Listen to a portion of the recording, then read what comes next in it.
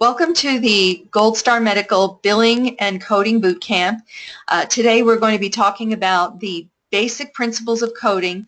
This is the first of a three-part series of 18 hours of coding instruction that is being brought to you through the curriculum of the Practice Management Institute. For those of you who don't know, I'm on the faculty of the Practice Management Institute, and I utilize this curriculum throughout the country when I go out and teach at hospitals and doctors' clinics and so on and so forth. This is the very, very basic principles of coding class.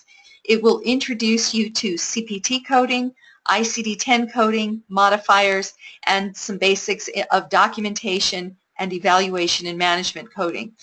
This is a this class is the first part of a 6-hour class. We'll be handling the first half of the class in today's webinar, and then next week we'll be handling the second half of the class. Today we will probably be able to get through the review of medical terminology, the basics of documentation, and the basics of ICD-10 coding, and then next week we'll be getting into the CPT coding, the modifiers, and the E&M coding. So that's kind of how the class is going to be broken down. And without further ado, let's go ahead and get started. Now, last week we did a 3-hour class on medical terminology, and so that's what we're going to start with. But what I want to introduce you to first is the fact that medical coding for many, many doctors' offices is one of the most important positions in the medical office. And what you're going to see as you go through these coding exercises and through the coding books is that it is definitely not an exact science.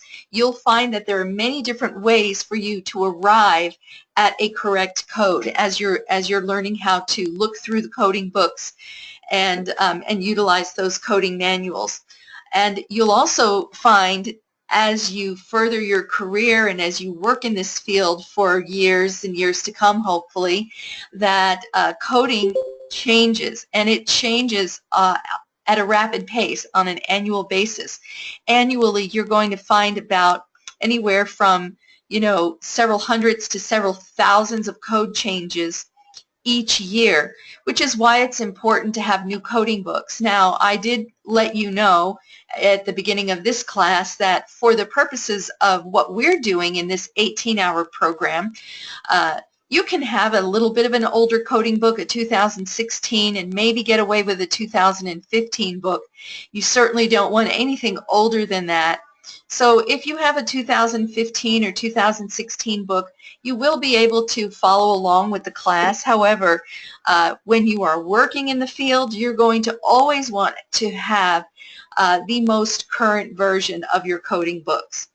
And so what this course is going to do in the next 6 hours is going to just introduce you to the coding systems. Then what we'll do is the next class, the next 6-hour class, will be introducing you to entirely the ICD-10 coding system, which are the diagnosis codes. And then after that, you'll take another 6-hour CPT coding workshop.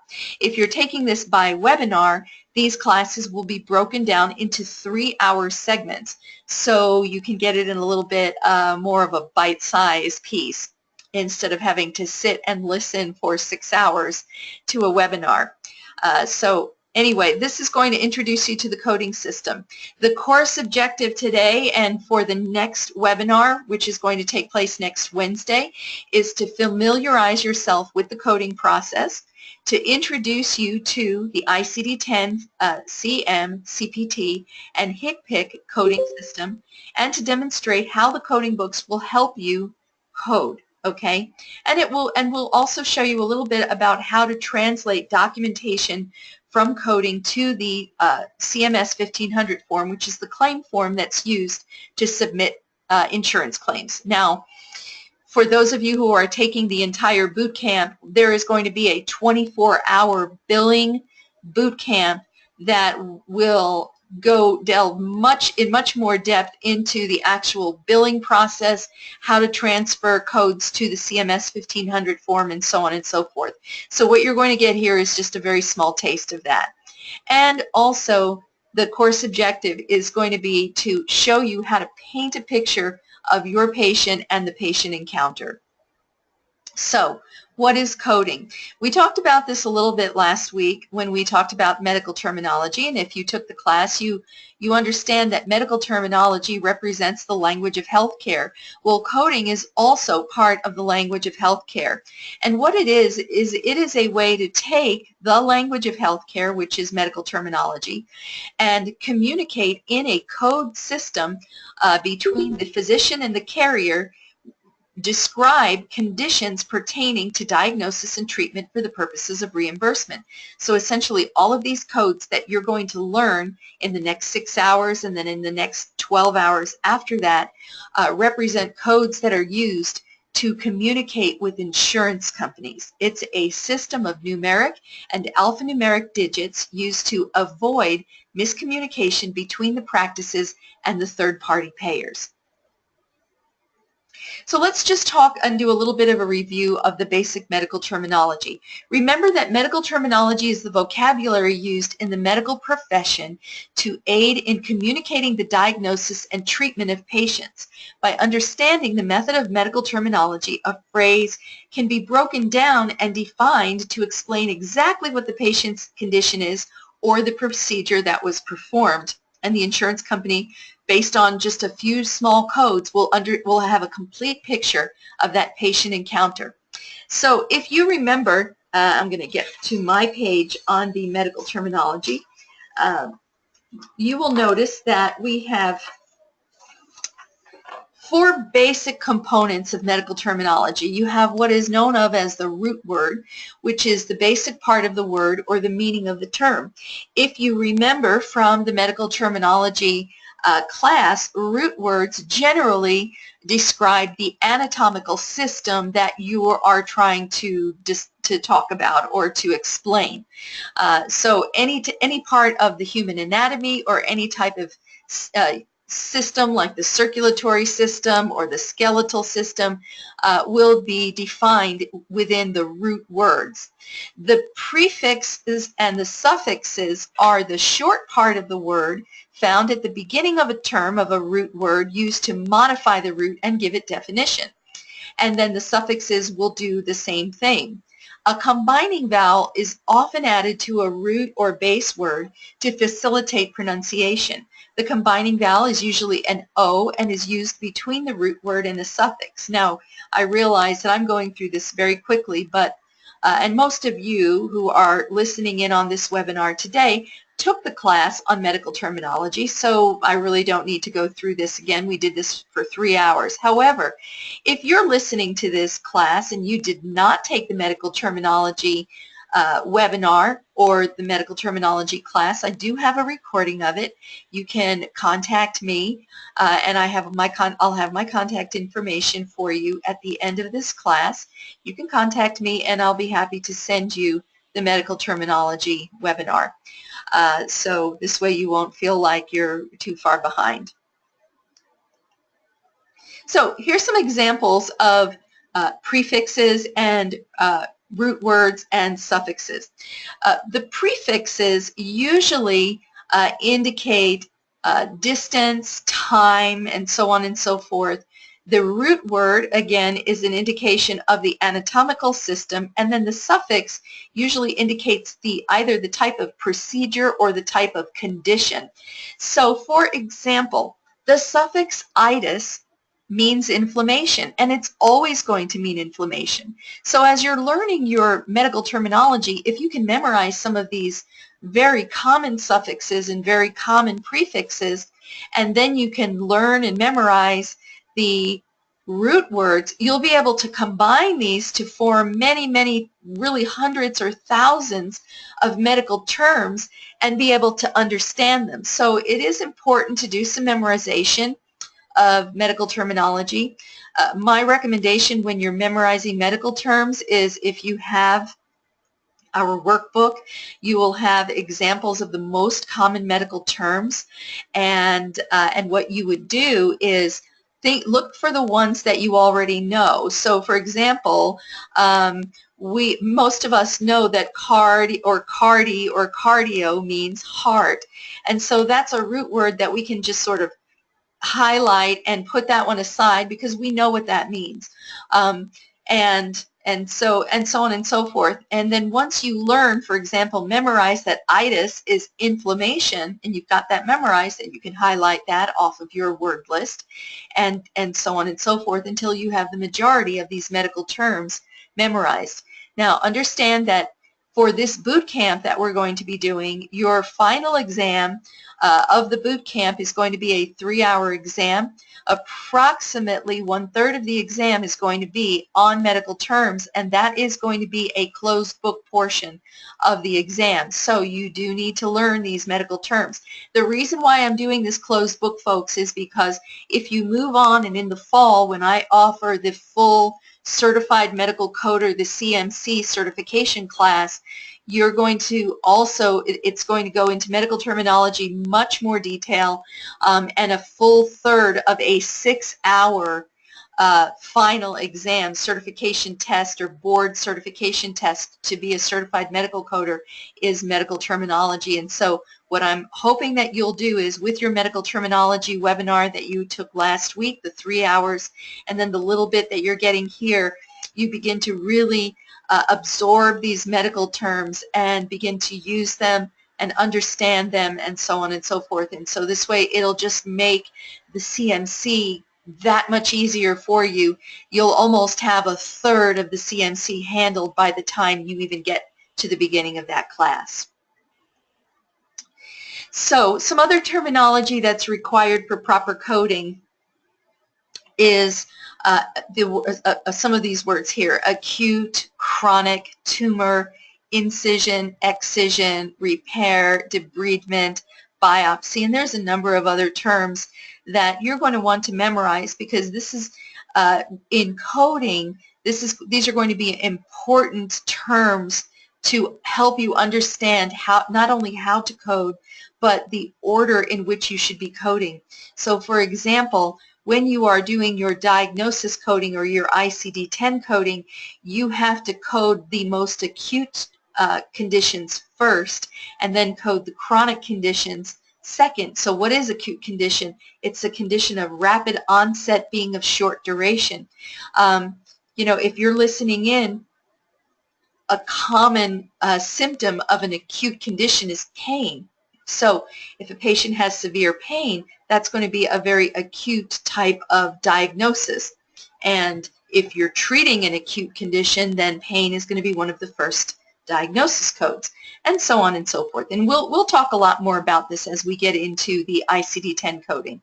But please utilize your workbook to give you an example of the different types of medical terms that you really should memorize. And you'll find those on page 7 of your workbook, and it goes through the page 7 and page 8 gives you some common terms. It also will give you on page 8 some of the more common root words, the more common prefixes, and the more common suffixes.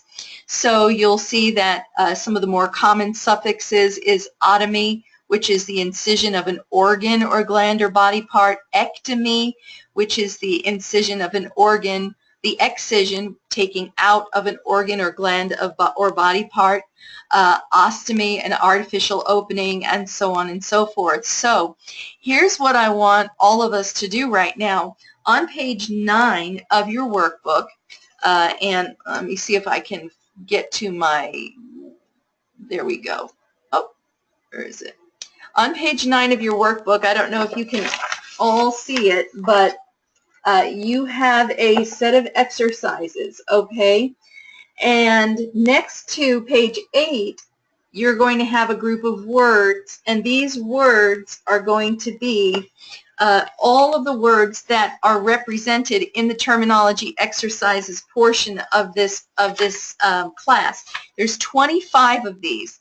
And what I want you to do is we're just going to spend 10 minutes doing these exercises. So what I want you to do is first you're going to look at the medical term, and we'll do, let's say, nephrolithiasis, okay, is the first one. So let's do that one together. So who can, and somebody go ahead and call out, feel free to speak up, okay? Somebody look up the word nephro in the root word. What is it? Kidney. Okay, so what you're going to do is you're going to write down the word kidney. All right, and then somebody look up the word lith.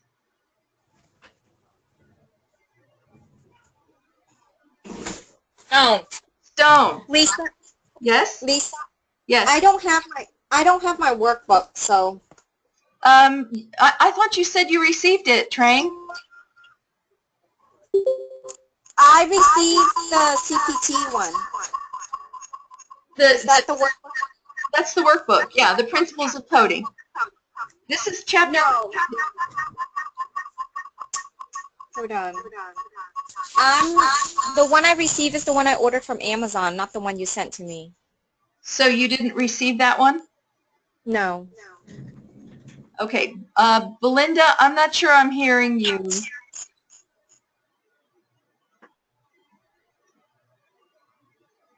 Okay, what I'm getting is I am getting a kind of a reverb from somebody, so I'm probably going to have to. Trang, what I'll do is, if you don't have the workbook, you'll just need to do the exercises when you get it, because I sent it last week to your Michigan address, and I sent it by priority mail, so you should have gotten it. I'm not sure why you didn't, but we'll have to check on that.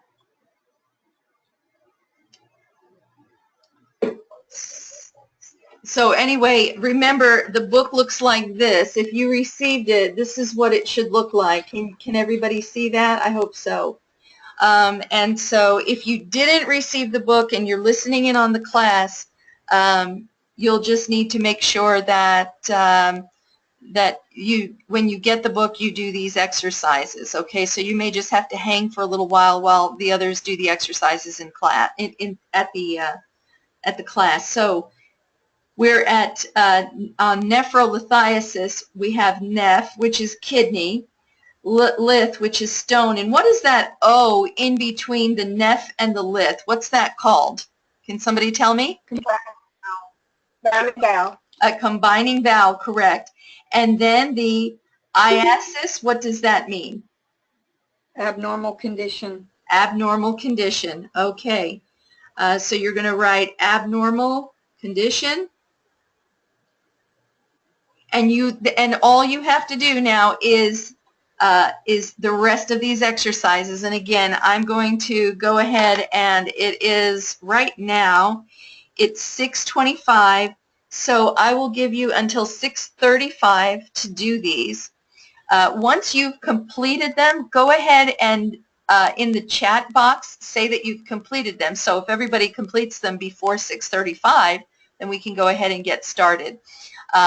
Back up again. So just go ahead and work on these exercises, and then we'll go ahead and come back at 6:35. I will be here to answer any questions you have. I just won't be talking. All right, so now that we have completed the medical terminology exercises, and again, it should only take you maybe 10, 12, 15 minutes to do that, we're going to move on, and of course, we discussed the abbreviations. These are the terminology exercises, and here are the answers to those exercises. If you'd like to look at those, look at your answers and make sure that you answered them correctly, you can go ahead and do that. Remember that you will be receiving a copy of the answer at the end of the class of not only these terminology exercises, but also the coding exercises.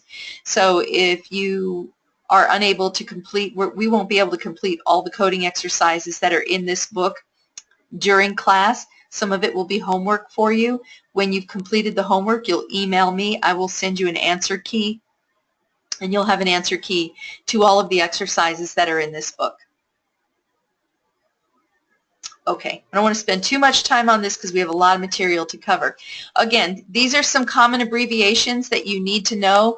Keep this handy. You know, I've had students in the past that have taken this two-page common abbreviation, actually copied it out of the book, laminated it, and kept it at their desks. So the ones that have actually gone on to become coders or are working as coders in doctors' offices and hospitals find this to be a wonderful little reference that they can use, that have some of the most common abbreviations used in medical terminology and in doctor's notes. All right? All right, so let's go on to the doctor's notes. And it's important for us to talk about this before we even go to coding, because this is where our coding comes from. It comes from what we know of as a source document.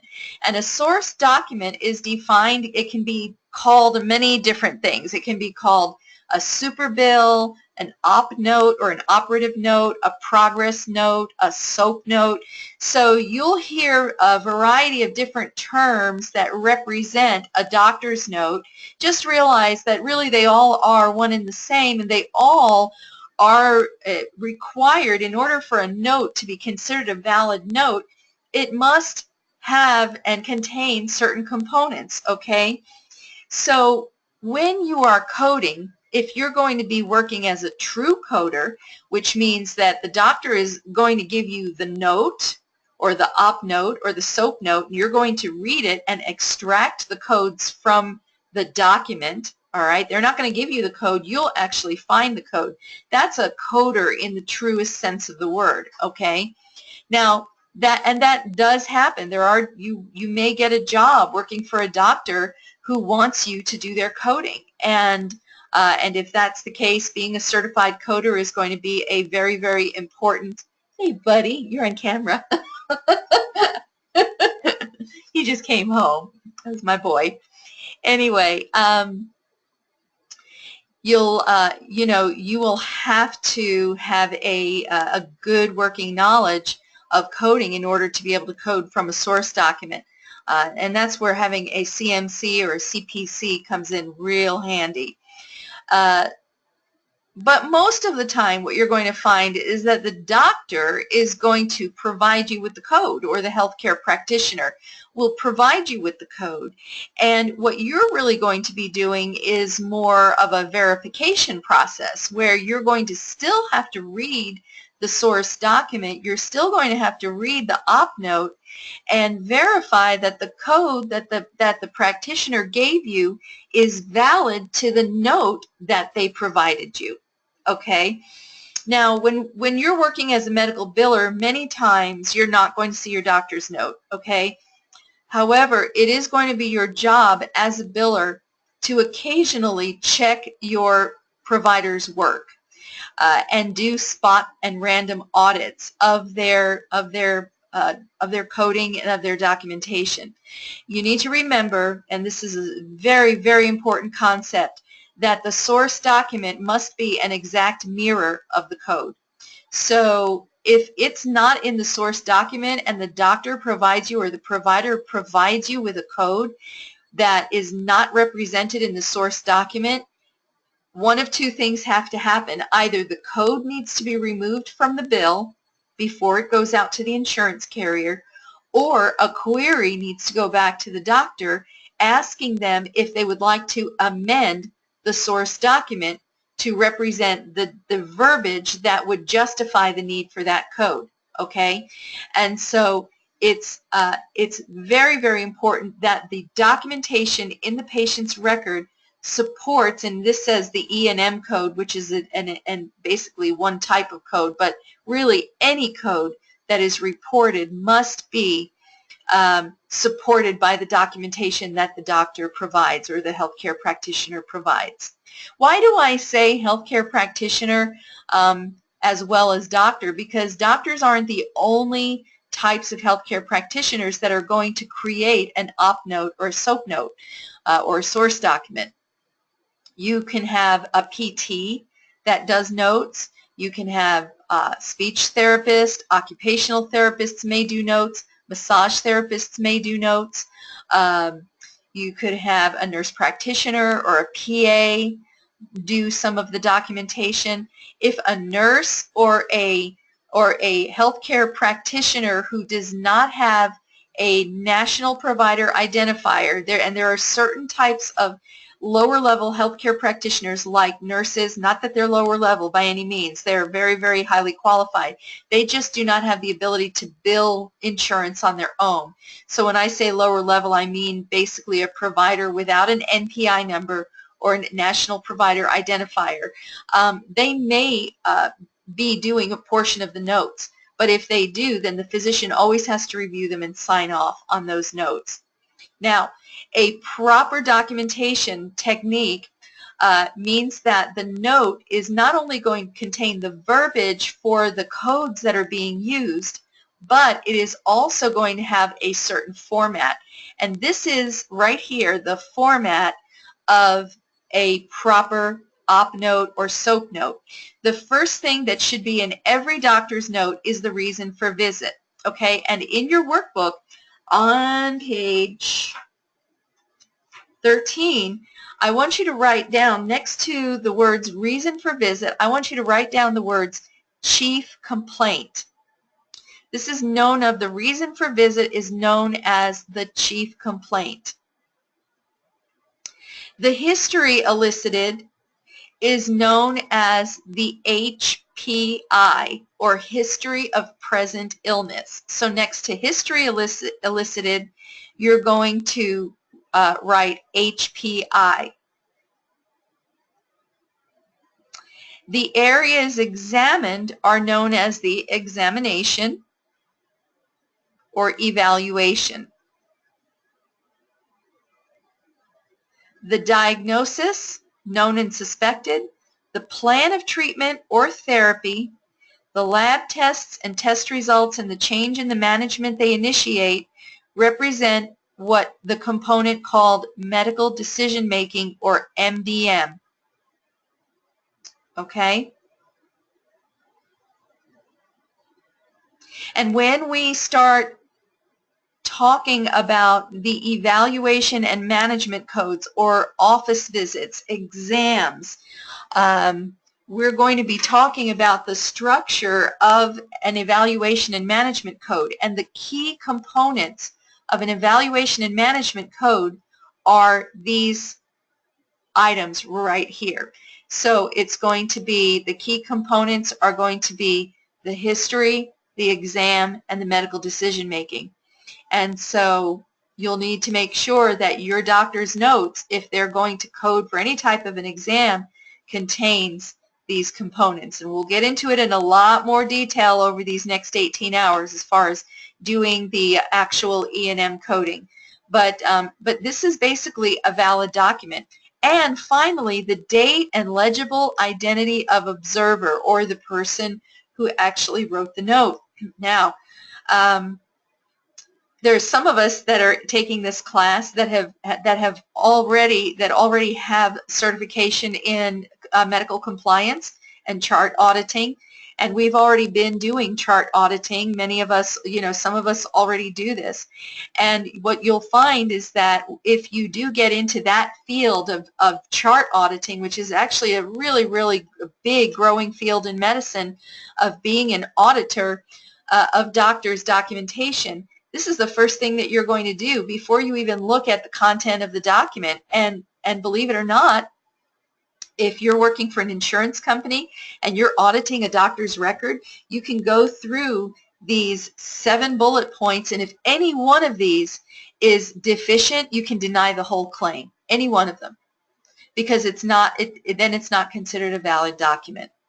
So if you're missing the chief complaint, or you're missing the signature of the doctor, whether it's an electronic signature or a manual signature, the whole claim is denied. Okay, it doesn't matter how great the note is, but if even the littlest things are missing, the auditor can deny the whole claim. So the source document is extremely important. A SOAP note is a type of source document, and SOAP actually is an acronym. Stands for, the S part of the SOAP note stands for subjective information, which is the patient complaint and the recording of their history. In other words, their recording of the history. The objective information is a review of the history and systems and the labs and the test results. The assessment is basically what does the above mean and the diagnosis, and then the plan is the plan for care. And so every note should follow that format of SOAP: subjective, objective, assessment, and plan. And so if you're thinking about it in terms of a doctor's visit, you know, what's the first thing that they do when you go to the doctor? They ask you, well, what's wrong? What's going on today? And you tell them what's happening. That's the subjective. That's where the patient talks about what is going on with them, writes it down on their forms, and, you know, if they're doing a pain scale or if they're you know, they're updating their records to update medications and that type of thing, that's all subjective. That is the patient. The objective is the doctor or the healthcare practitioner confirming what the patient is telling them through exam, history, physical, lab, and test results. The assessment then is the medical decision-making portion, which is what does this all mean, and what is the patient's diagnosis, and then the plan is the treatment, which is what we need to do to help this patient get better. So this is the format of a valid op note, okay? So here's an example, a very simple one.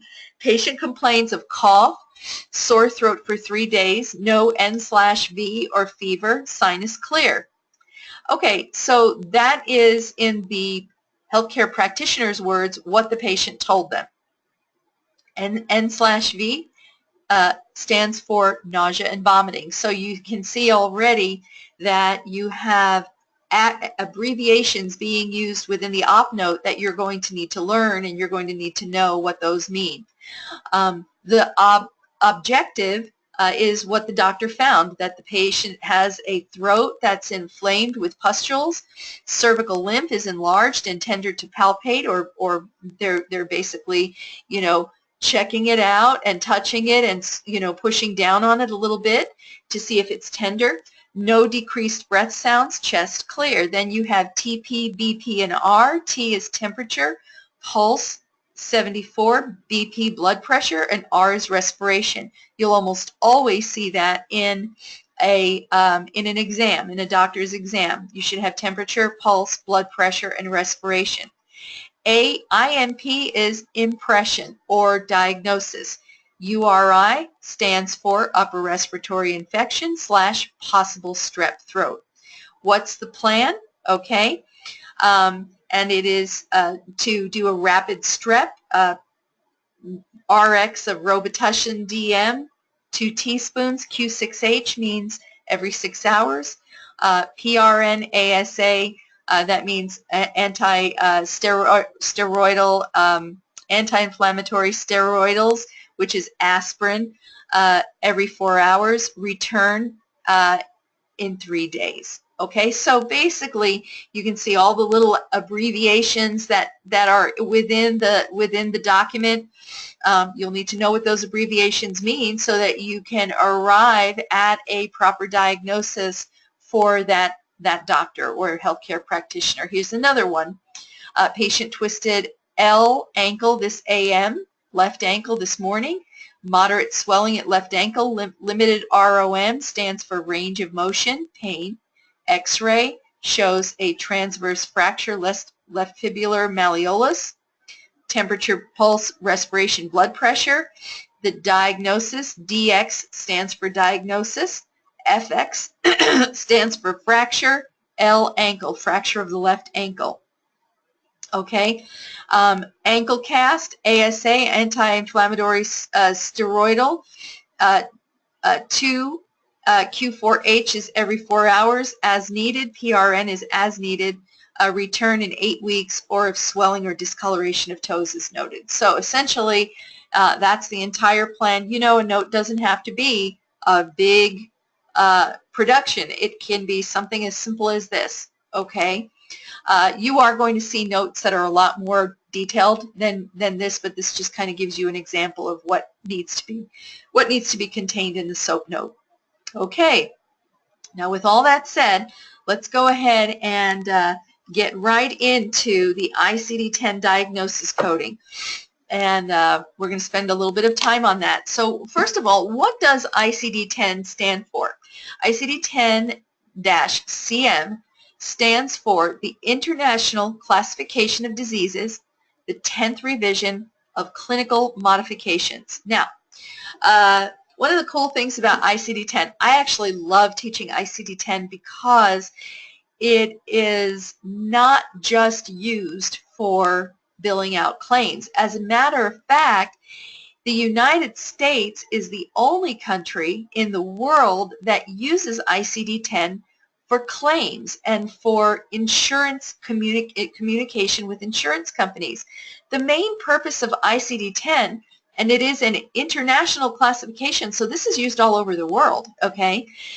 It is an international classification of diseases that allows countries all over the world to chronicle and document the diseases that are occurring within their countries and submit them through their national databases, which then are submitted to the World Health Organization, or they call them WHO, the World Health Organization, and they keep these statistics for the classification of morbidity and mortality information for statistical purposes. And basically what it allows doctors to do, it allows different types of public health organizations to respond to epidemics, pandemics, and so on and so forth. It's also used by companies that make medical devices and surgical devices. They will utilize it for their technology, to improve their technology and hone in on their technology. And I'm going to give you a great example of this here in just a second. It's also used by pharmaceutical companies to identify diseases that need to have medications developed to treat and cure these diseases. And so really and truly, ICD-10 serves a much, much higher purpose in this world than just claims. What we're going to be talking about it today and for this particular boot camp is how we utilize it for claims, but it means a whole lot more than that. In October 2015, the 10th revision of the ICD-10 of the ICD coding system was implemented. For many, many years, from January of 1979 for that matter, so that is for over 40 years that the ICD-9 system was in place. And that was the coding system that was used to classify diseases, and that was on claims. The ICD-9 coding system was very, very non-specific. Okay, it was a very basic coding system. It didn't give a richness of detail in diagnosis codes. Most of the codes were fairly non-specific. It didn't even allow you to give an indication of like the right side or the left side of the body, okay? And so the ICD-10 coding system only had enough room for 13,000 codes. The ICD-10 coding system expanded to where it actually has room for 101,000 codes, so 10 times bigger. Now, the initial coding system consisted of 63,000 codes with available expansion up to 101,000. As of this year, since October 2015, an additional 11,000 codes have been added, so now it's up to about 75,000 codes from the 63,000 that it started with. So that's one of the reasons why I tell you it is very, very important for you to have a new code book every year, because they're constantly adding codes and actually taking away diagnosis codes that are no longer valid or pertinent to the world. As certain diseases are eradicated, they remove them from the code book. And so anyway, that's one of the reasons why the code book is changing so rapidly. The value of ICD-10 over ICD-9 is a greater coding accuracy and specificity and reductions in coding errors, higher quality information for measuring healthcare service quality, safety, and efficiency, greater achievement of the benefits of an electronic health record. It allows the electronic health record to be a much more meaty document than the ICD-9 codes ever did. It helps recognize advancement in medicine and technology, and it aligns us now with the coding systems worldwide. The rest of the world has been using ICD-10 coding for a number of years, actually, and we were the only ones that were behind. So in many ways, we were like the third world country of diagnosis coding and the reason we were so far behind is we had to have our technology catch up with the coding system for claims because we're the only country that uses it for claims. And so, and you know, I hate to even say this, but even as of right now, they're ready, the rest of the world is ready to roll out ICD-11. Now, ICD-11 isn't going to be much different than ICD-10, but still, that's how far behind we are in the curve because we're having to use this within a technological format to submit for claims. So anyway, there's a lot of value to ICD-10, and it's important that we have a good idea. So let's pull right now our ICD-10 coding book, the big one, and it looks like this. Okay, and what we're going to do is we're going to go through the sections of the book and what these different sections mean. So if you have your book, you can just go ahead and open it to the first few pages, and you'll notice that the first thing, of course, you're going to see is a table of contents. And within the table of contents, it gives you a preface. It gives you a few things about what's new for 2017. An introduction, which gives you the history of ICD-10, and then it goes into some of the important parts of ICD-10, which is how to use the code book, in other words, steps to correct coding, and then the overview of the ICD-10 official conventions. Now, conventions mean rules, okay? So when you hear the word conventions, think of the word rules. So these are the ICD-10 coding rules, and we're going to talk a lot about how to use these rules in ICD-10 coding to come up with the correct code. There's a discussion of some of the coding annotations in section X or section 10, and this is even before you get to the page numbers, okay? This is all the little Roman numerals that are at the beginning of the book. And it's in very, very small letters. So for those of you like me that need the cheaters, you know, by all means, go ahead and grab it because there's a lot of writing on this and so on and so forth.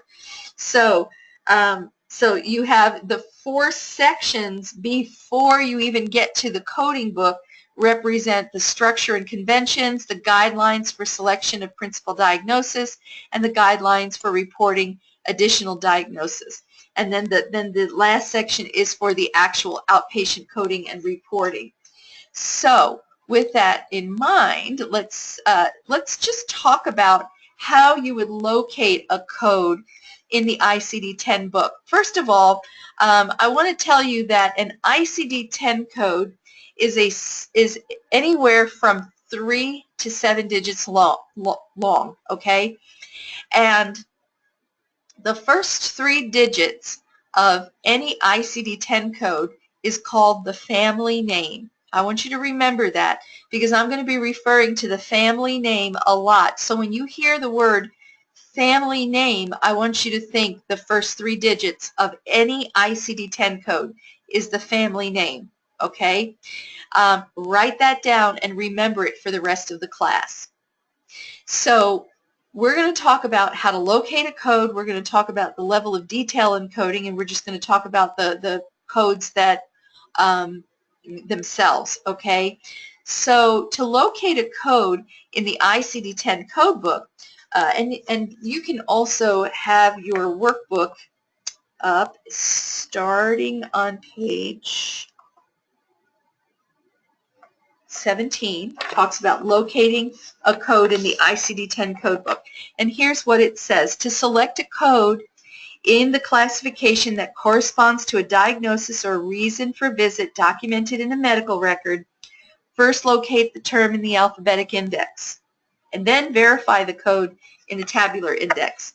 Okay, that's it in a nutshell. All right, there's more to it, but in a nutshell, what you're going to do is when you read a source document, you're going to see a diagnosis, the word for a diagnosis. URI, upper respiratory infection, is a diagnosis. You're going to look up the code by the keyword. So the keyword is going to be infection. It could be respiratory. Again, remember, coding is not an exact science. So you're going to choose your keyword. Then what you're going to do is you're going to go to the beginning of this book, and in the beginning of the book you're going to see something called the index, and it's long. All right, the index is, for those of you who can see this book, this gray area represents the entire index. There's a lot of words in here in alphabetical order. Okay, and that is going, the index is going to be used for the majority of your keyword lookup. There are going to be some exceptions. If you're looking up a tumor, or in what is known of as a neoplasm, then after the index there is the neoplasm table, and the neoplasm table is going to look something like this. All right, and we're going to be coding not much, honestly, from the neoplasm table. All right, at least not in this class. In the next ICD-10, in the 6-hour class, we'll be coding neoplasms and cancers. So you'll need to know about the neoplasm table. So that is another place where you might look up a keyword, and that's going to be in the neoplasm table. After the neoplasm table, there is another table, and this is the table of drugs and chemicals. So if the diagnosis code relates to a drug overdose or poisoning, you're going to look that up in the table of drugs and chemicals, okay? And that is right here in the table. This is the table of drugs and chemicals. All right, and I will explain what all of this means to you. So don't, look at this and be like, oh my gosh, I have no idea what any of this means. Don't worry, I'm just basically introducing you to the book tonight, okay? And then finally, after the table of drugs and chemicals, you have the index to external causes. And this is generally going to be used, the index to external causes is generally going to be used when you're looking up keywords that represent what happened to a patient that caused the diagnosis. And this is generally used in accidents, fractures, if you're coding orthopedic surgery, if you're coding chiropractic, if you're coding anything musculoskeletal where you're dealing with any type of a fracture or a musculoskeletal condition that was the result of an accident, then you're going to have to code the reason for the accident. And there are a lot of really, really interesting codes in the external cause code. They have basically an external cause for just about everything, including getting struck by a turtle in the ocean. Honestly, they actually have a code for that. And so, they even have a code for Pokemon neck now. So, that neck that's down like this, where people are reading their cell phones, they have Pokemon neck. So they actually have a code for that. It's crazy, but that's why they have the code book expanding to 101,000 codes. Are you going to have to remember these codes? No. Everything you're going to do in the ICD-10 book is open book. So that part of your test is going to be open book. So as long as you learn how to read the book, read your source documents, analyze the correct code, and learn how to read the instructions and the coding conventions, you'll be fine. You'll do great at the ICD-10 coding.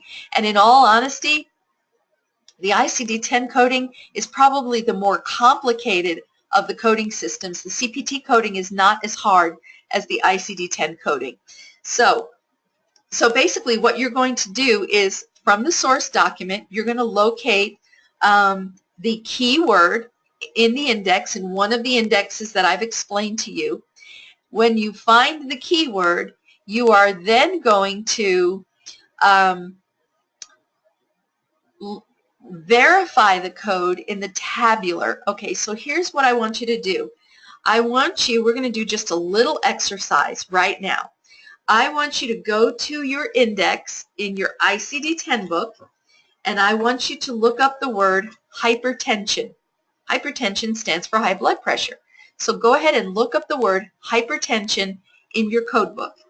All right, and I'm going to bring the menu down. So when you get it, chat in that you found hypertension in your code book.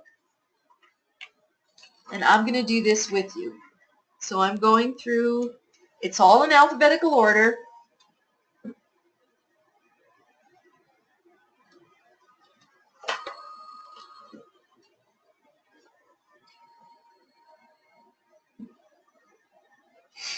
Lavona wins the prize. She found it first.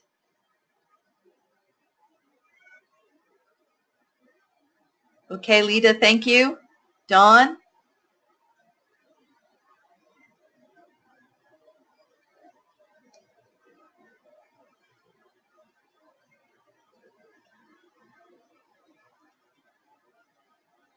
Trang found it. Belinda? Vicky? Christina? Okay, so I think everybody found it. So, awesome.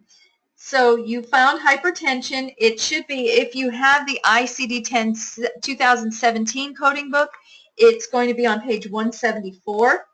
And you'll see that hypertension, okay, is almost 3 whole columns of different types of hypertension. Okay, so you have hypertension with all kinds of complications and so on and so forth. You can see that. But we're just going to look at hypertension. The very first definition for hypertension is accelerated, benign, essential, idiopathic, malignant, systemic. And you'll notice next to that there's a little letter with a number, I-10. Does everybody see that? So hypertension, I-10. I-10 is, remember, an ICD-10 code is a 3 to 7 digit code. The first digit of an ICD-10 code is always a letter, okay? So you're going to see the letter I, and then it's going to be followed by 2 numbers. Okay, the second is always a number. The third can be a letter, but the first is going to be a letter. The second digit's going to be a number, okay? So what is that 3-digit code called? The listening? Family name. Family name. Yay! Okay, it's the family name. So I-10 is the family name. Now, you can look and it'll tell you what that code is for hypertension. It says I-10. But you must never, ever, ever, ever, ever, ever code from the index.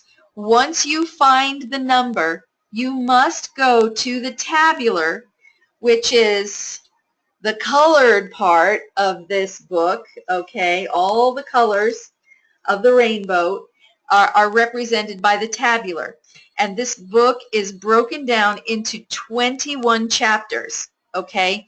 And each chapter is going to represent 1 or 2 or 3 letters of the alphabet, the starting letter for the code. So for example, Chapter 1 is going to represent codes with the family name A00 to B99, okay? Chapter 2 is going to be neoplasms, or C. You can remember that one because C stands for cancer, and this is all the neoplasms or the tumors. D is going to be, chapter 3 is going to be diseases of the blood and blood-forming organs. And so each chapter represents a different body system or anatomical system or type of illness or injury. And so the chapter that is represented by the letter I, if you look, is going to be chapter 9. So go to chapter 9. And chapter 9 is diseases of the circulatory system. All right?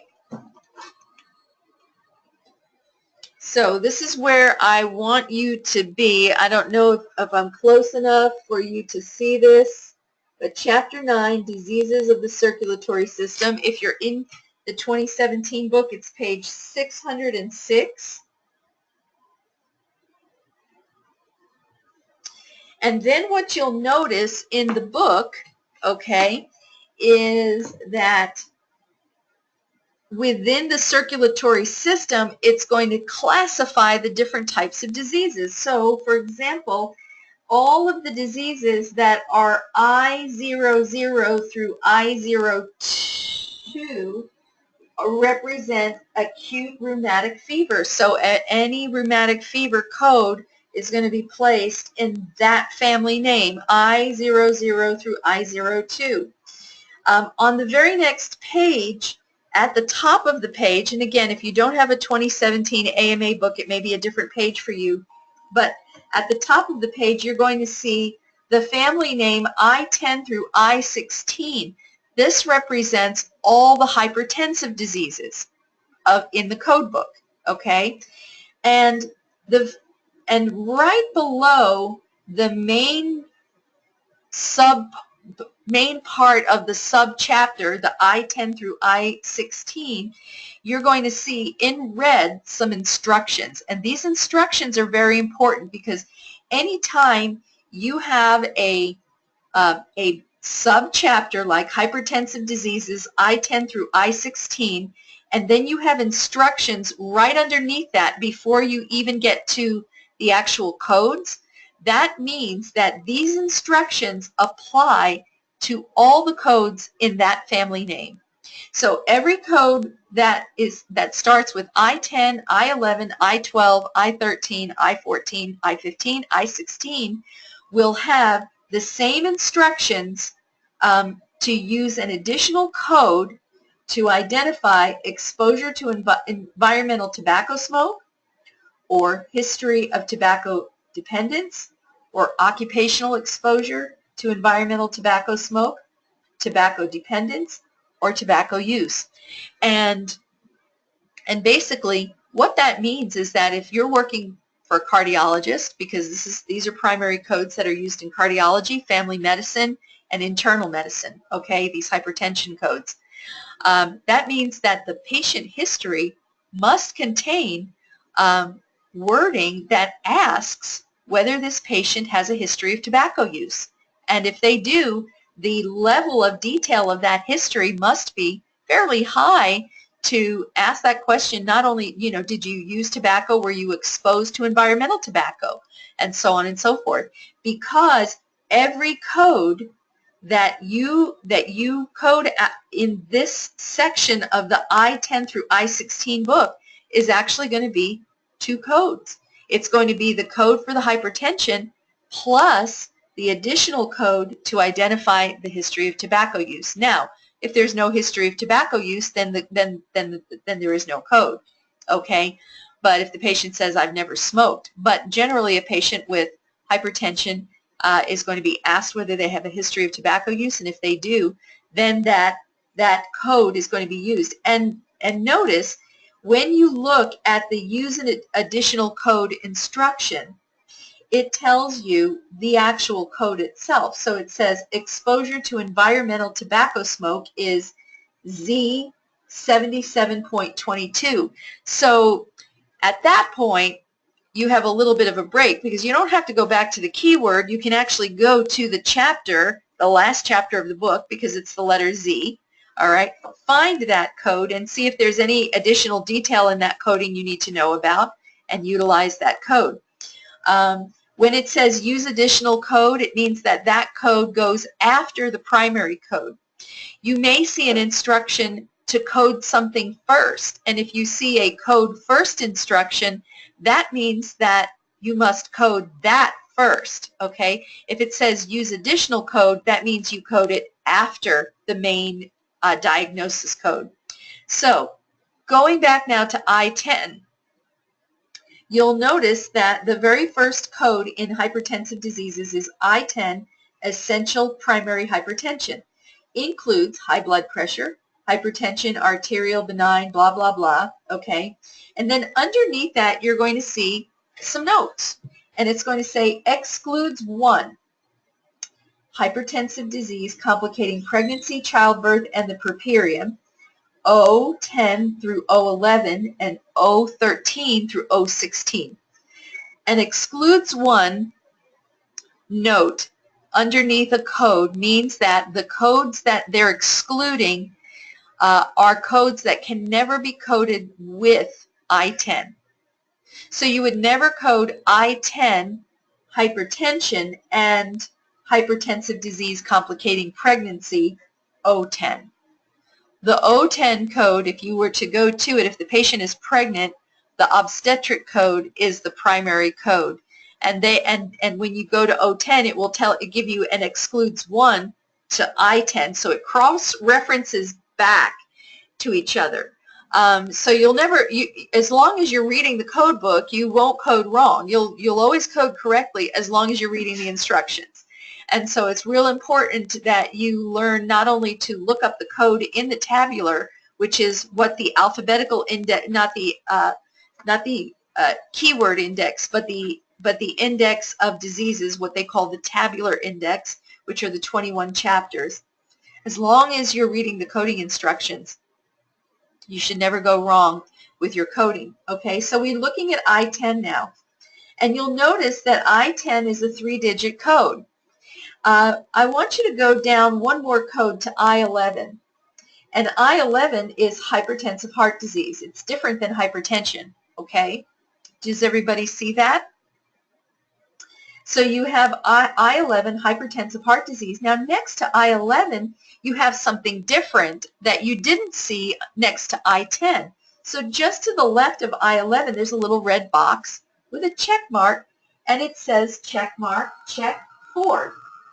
That means that I-11 is not coded to the highest level of specificity.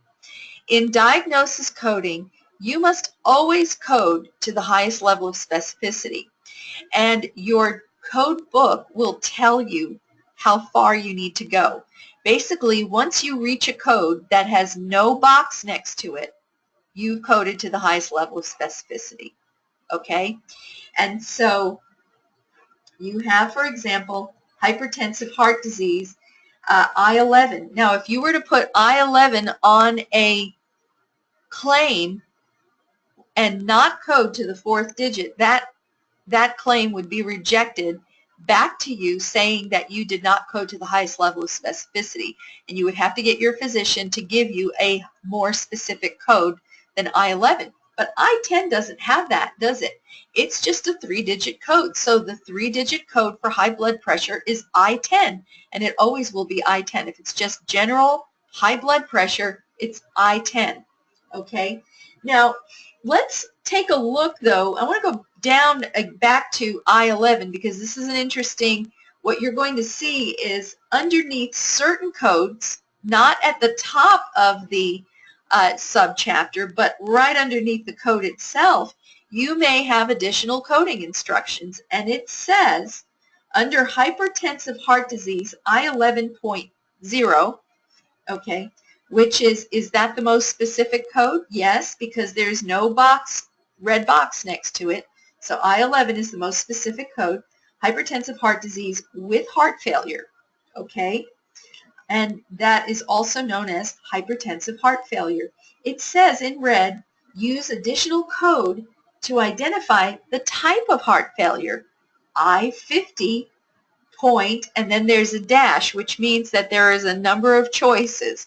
If you see I-50 or you see any code with a dash after it, it means that there is a higher level of specificity, but at the very least it takes you to the right subchapter. So I want you to keep your finger in this on page 607 and go to I-50. And that is going to be on page 615 of your 2017 book. It's going to be at the top of the page in the right-hand column, heart failure. Okay, now you have coding rules for heart failure for I-50. So if you look at the I-50 code, it says code first. Heart failure complicating abortion or ectopic pregnancy. Heart failure due to hypertension, I-11.0. What was the code that we found? I-11.0, hypertensive heart disease with heart failure. Use additional code to identify the type of heart failure, I-50. And so now what you would have to do is you would have to look in your source document and find out what part of the heart failed. And you'll see under I-50 you have left ventricular failure, which is I-50.1, systolic congestive heart failure, I-50.2, and even more detail underneath that. Okay, it can be acute systolic, chronic systolic, I-50.3, diastolic, and so on and so forth. And so you would have to code, you would have to know not only what type of heart failure, but what region of the heart. This is where ICD-10 became so much more specific than ICD-9, because in ICD-9 it was just heart failure. There wasn't any of this in ICD-9, okay? You just had heart failure. And so what you would have to remember is that the I-11 hypertensive heart disease, okay, is that going to be the primary code or the secondary code? Because it says use an additional code to identify type of heart failure, I-50. That's telling you there's going to be two codes. If you code I-11.0, it means you're going to have to code something else from the type of heart failure, I-50. So which one is first, I-11.0 or I-50 point whatever? You tell me. I-50 point whatever. I-50 point whatever is the First. is first, okay. I-50, it says here code first the heart failure due to hypertension. You see that at the top of the I-50 family name? Yes. Okay, so what you have to do is pay attention to the code first and use additional code rules. So if you have I-50 and it tells you to code something else first, it means that the I-50 code is secondary, not primary. You're going to have to code the hypertensive heart disease, I-11.0 with heart failure, and let's assume that this is acute systolic congestive heart failure. You would then code I-50.21 acute systolic congestive heart failure as the secondary code, okay? Because that would be the additional code used to identify the type of heart failure that they're looking for under I-11.0. Okay, so let me ask a question. and you can chat me all you want, and I will keep it private. I'm not going to call you out. Does everybody understand this? I need to make sure that you all understand this. Yes, yes. Cool. Okay. All right. So what we're going to do is, it is right now 7:25. We're going to take a little 10-minute break. And then we're going to come back and we're going to do some more of these coding exercises, and we're going to start actually getting into the meat of the book and getting some coding done. Okay? So go ahead and take yourself a little 10-minute break. I'm going to stop the recording. All right. Let's go ahead and move in our book to, and all of these different coding guidelines and coding rules we're going to go into in a lot of detail in the 6-hour ICD-10 coding class, which is why I'm skipping over them, because right now it's really not going to apply to what I want to get across today and in this introductory class. I don't want, if I fill your minds with too much information, it's just going to go everybody's going to blow up. So we don't want to see that happen. So what I'd like to do is take us to page 29 of your workbook. And this is the tabular list of diseases and injuries. This is the 21 chapters that I was telling you about, okay? And so what you'll notice is that you have it classified by the different diseases and then the diseases in within the different anatomical systems, okay? So for example, if you're going to, let's say you get a job doing bill, and we actually do billing for mental health. We have psychiatry, we have LPCs, licensed professional counselors that we do billing for. What would you think would be the main chapter that you'd be working out of?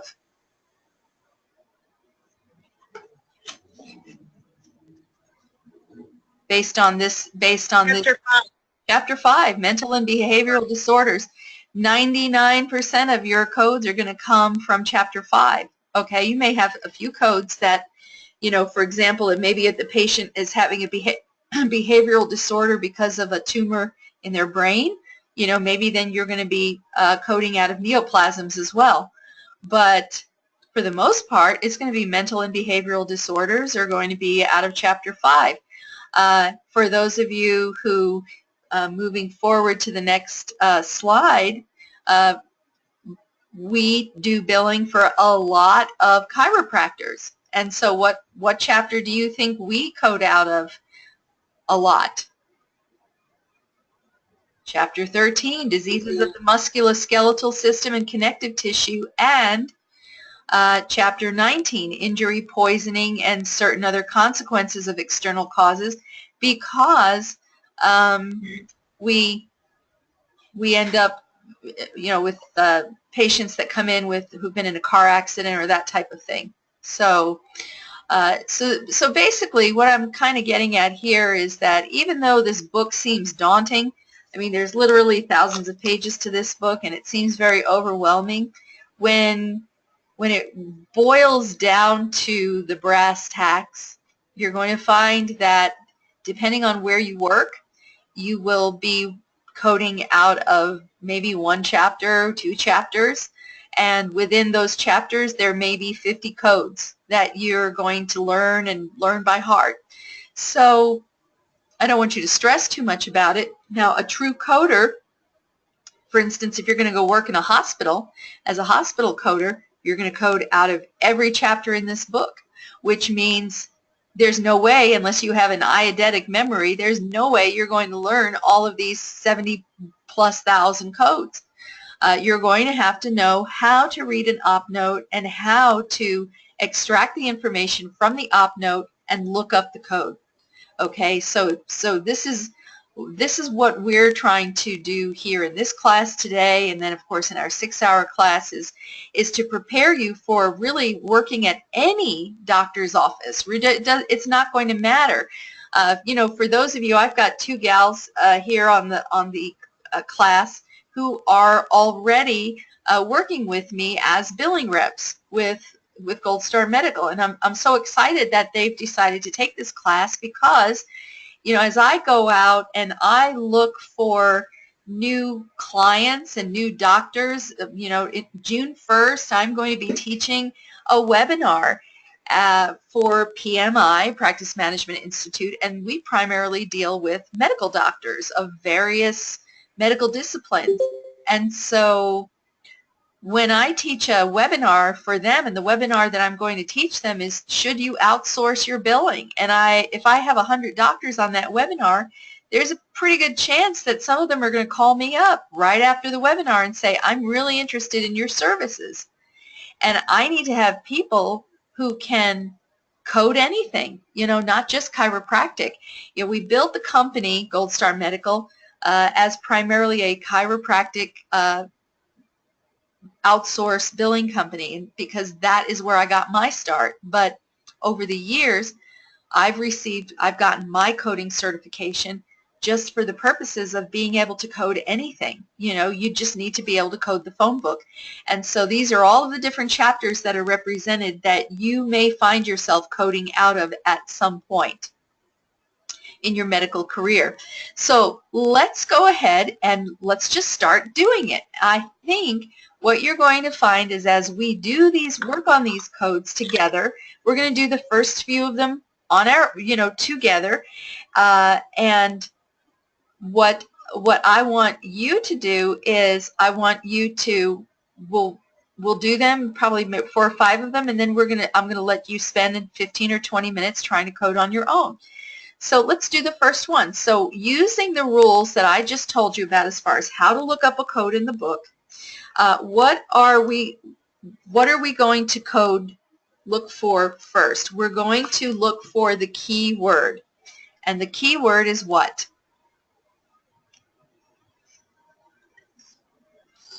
Acute. Can somebody pronounce it?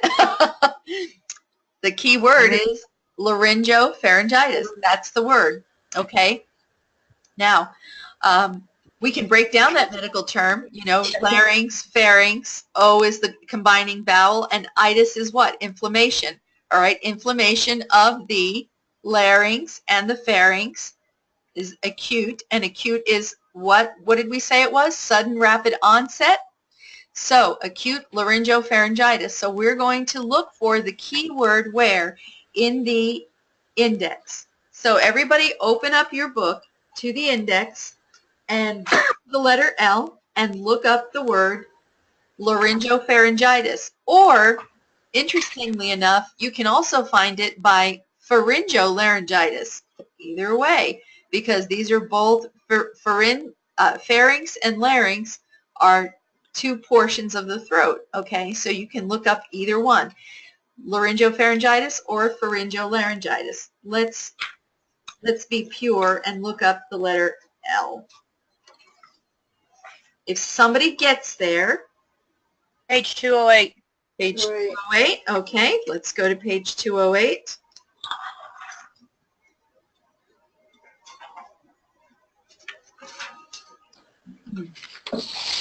Okay, we have laryngitis. But if we go a little further down, we have about halfway down, a little more than halfway down, we have laryngopharyngitis. And then in parentheses, acute. And then we have J06.0. Okay? Now, is that the code? No. No. We don't know. The answer is maybe, but we don't know until we verify it in the tabular. So now we know the first letter, it starts with the letter J. We look up J06.0. So let's go to that chapter in the book. 645. Page 645. And remember, what we're referencing with pages is the page number for the 2017 ICD-10 CMAMA version of this book. Okay, so if you have a different version, these page numbers will mean nothing to you. But if you have that 2017 book, then you'll be able to follow along with page numbers. Okay, so keeping your finger in the index, it was J06.0. So let's look that up. J06.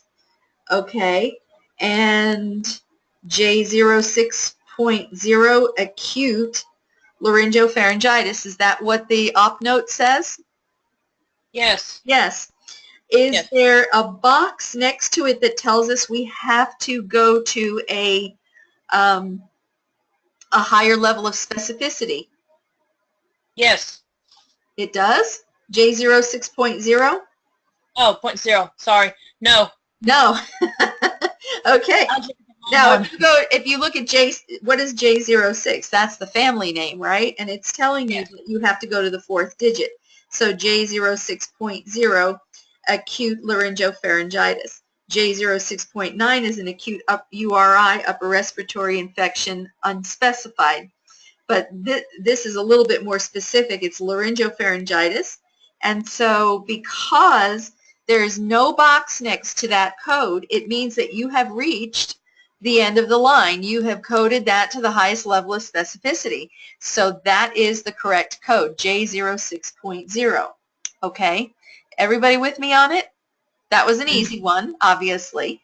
They are going to get a little bit more difficult. Okay. Closed skull fracture initial encounter. Okay, so now what I'm going to show you is how to code fractures. It's a little bit different, all right? But we can start by the key word. So what is the key word? Fracture. Fracture. Okay, so let's go to the index and let's look up the word fracture.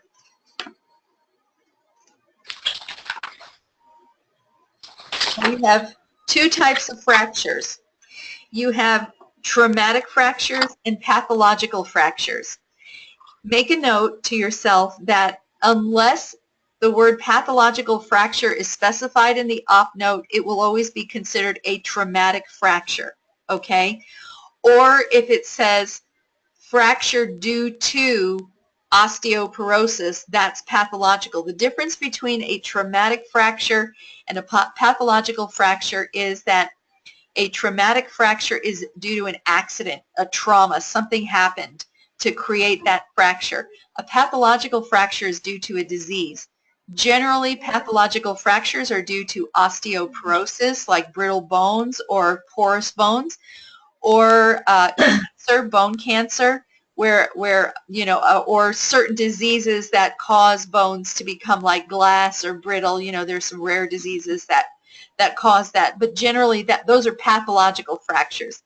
And pathological fractures are going to be found in the chapter on the musculoskeletal system, whereas the traumatic fractures are going to be found in chapter 19, diseases caused by injury, poisoning, injury and poisoning and burns. So we're going to look for a traumatic fracture of the skull. Has anybody found the skull? What page? So,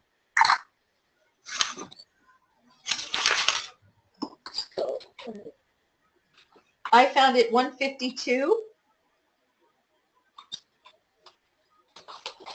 So we have fracture, comma, traumatic, and then it's all by the different bones in alphabetical order. So then we look for skull, and it's S02.91. Okay, now underneath the skull, it tells you, like, there's all of these different types of skull fractures: occiput, condyle, specified, type 1, type 2. Always remember that you can only code what the op note says. So the op note, all it says is skull. It doesn't tell you the type, the location of the skull fracture. It doesn't tell you the type of the skull fracture. So we're just going to code a skull fracture. So what we're going to do is we're going to look at S02.91, and let's go there then. So then we go to the chapter 19. We look at S02.91. If somebody finds it, tell us what page it's on.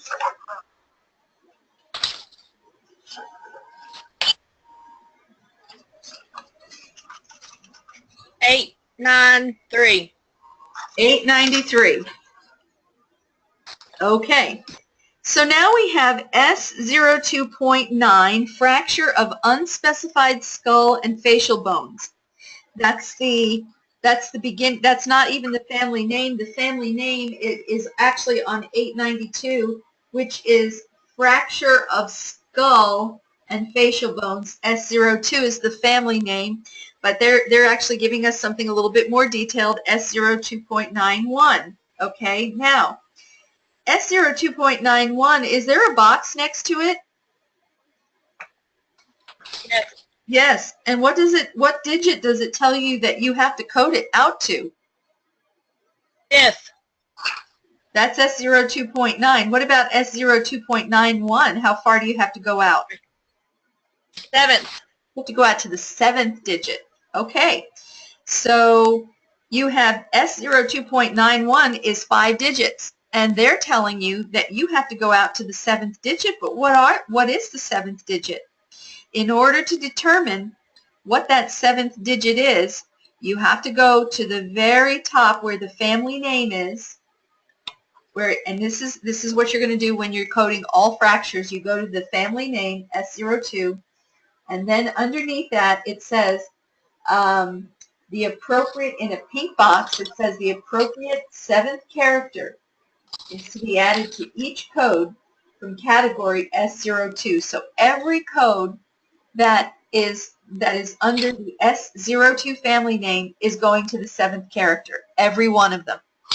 Okay, whether it's a 3-digit code, a 4-digit code, or 5 or 6-digit code, they'll all go out to the 7th digit. And the letter that you're going to use as your 7th digit is contained in that pink box. So if it's a closed fracture and it's an initial encounter, the 7th digit is going to be the letter A.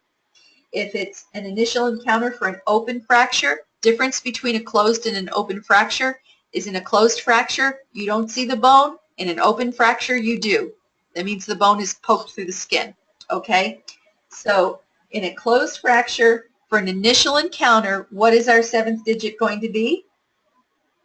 A.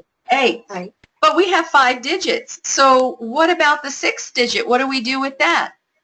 What we do with that is we put a placeholder in the 6th digit so that we can take it out to the 7th digit, and the placeholder is always the letter X. So the code is going to be S02.91, all right, which is what we found by the keyword S02.91 told us to go to the 7th digit.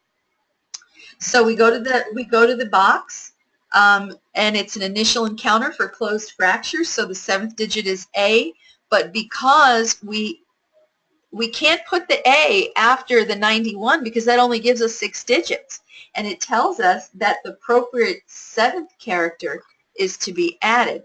So anytime you have a code that is less than 6 digits that has to be coded to the 7th digit, you're going to have to put the placeholder X in every digit that's open. Does that make sense to everybody? Yes. Oh, yes. All righty. All right. Let's look for common cold. What is your keyword going to be? Cold. Cold. All right. Let's go back to the index. Alphabetical order, letter C.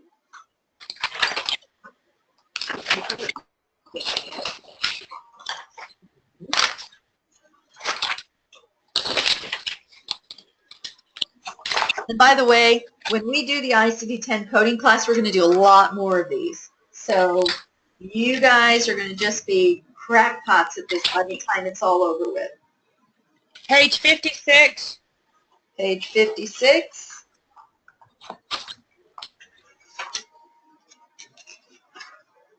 All right. We have cold, J00, and we have a lot of colds underneath it, but common head, I see J00. So let's go to J. We always want to confirm.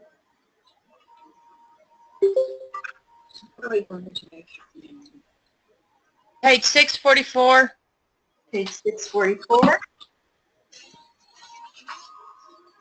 J00, acute nasopharyngitis, i.e. common cold. And it gives you all these different descriptions. So acute rhinitis, coryza, infective nasopharyngitis, infective rhinitis, nasal catarrh, nasopharyngitis not otherwise specified. Anytime you would see that in the op note, that would be a reference to the common cold, okay? And it's J00. Is there a red box next to the family name? No. No.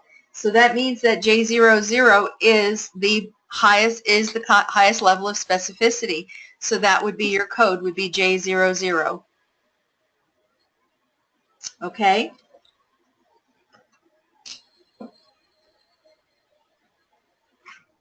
Okay, here's an interesting one. Alzheimer's disease with early onset. Let's take a look at that one.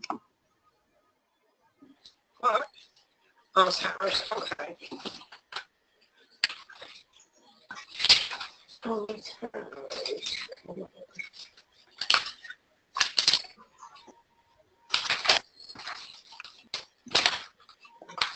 Page 17. Page 17. Okay. Okay, it's in the first column, Alzheimer's disease or sclerosis. C, disease, Alzheimer's. Okay, so it's not giving us a code. It's referencing us now to disease. So now we have to go to the D's and go to disease. And by the way, you're going to find that this happens. You're going to see disease, disorder, syndrome. You'll look up under disease. So in other words, if it's any kind of disease, you're going to know to look up, as a coder, you're going to know to go to the word disease first and then look up the type of disease, okay? Okay. But you rookies wouldn't know that, so. Okay, so let's look up disease. Does anybody find it?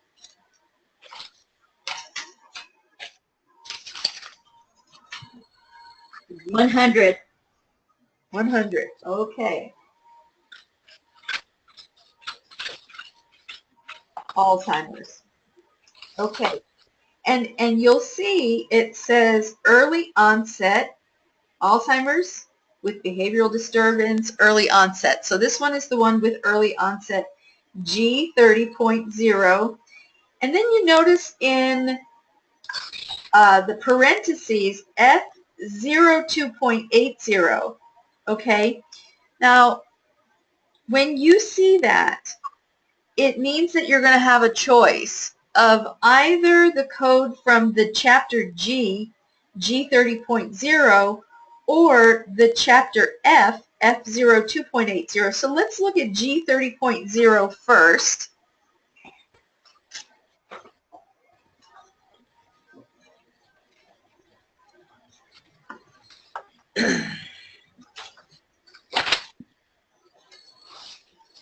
It's going to be on page 544.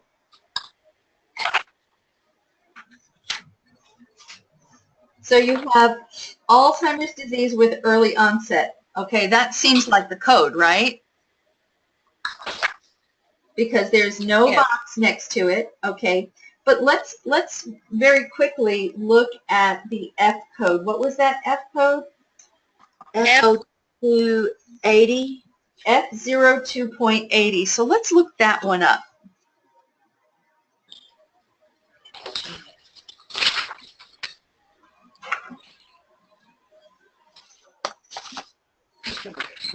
Dementia in other diseases classified elsewhere. Okay, elsewhere meaning like Alzheimer's.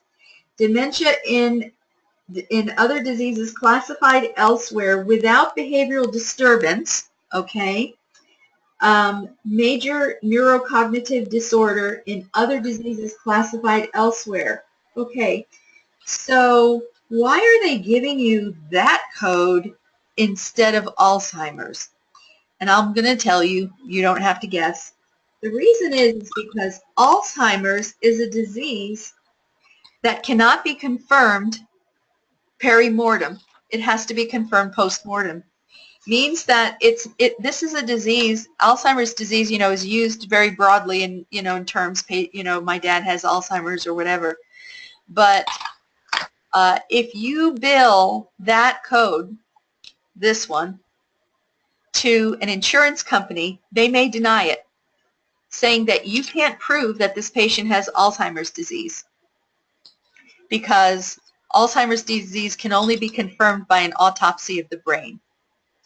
And so really and truly, in the purest sense, a patient can only have Alzheimer's, be confirmed with a diagnosis of Alzheimer's after they pass away. Prior to that time, they would be confirmed as having dementia. Okay? And so you'll find that geriatric physicians internal medicine doctors will never code Alzheimer's disease because their claims will get denied. They won't get paid, and the patient won't receive any benefit for Alzheimer's disease unless the patient's policy specifically says that they cover Alzheimer's disease, which most of them don't. So this is just one of those things. When you see a code in your index with with the code, but next to it you see a parentheses code, it means you have an option to use one or the other codes, and depending on the circumstance. Okay, so just kind of keep that in mind.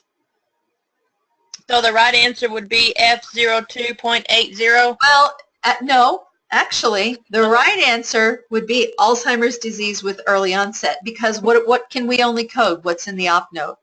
Now, at that point, as a biller, what I would do is I would tell my doctor, I would say, Doc, and honestly, most doctors know this, but I would tell my doctor, I'd say, here's the deal. If you put Alzheimer's disease in the op note, and you don't put suspected Alzheimer's disease, dementia without behavioral disturbance, suspect Alzheimer's disease, then all I can code is Alzheimer's disease, and many insurance carriers won't pay for that. And so I would, as a biller, query this back to my doctor and ask them if this is the code that they would really want to use.